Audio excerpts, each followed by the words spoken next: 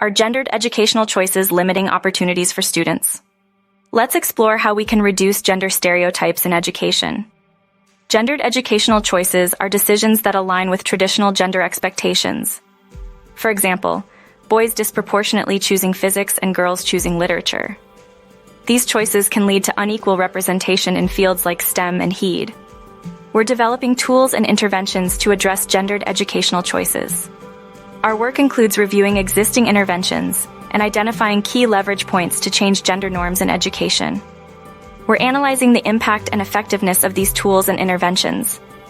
Our goal is to provide practical toolkits and information packages for educators, parents, and young people to help minimize gendered educational choices.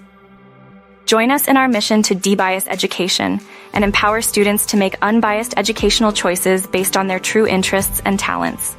Together, we can create a more inclusive educational environment.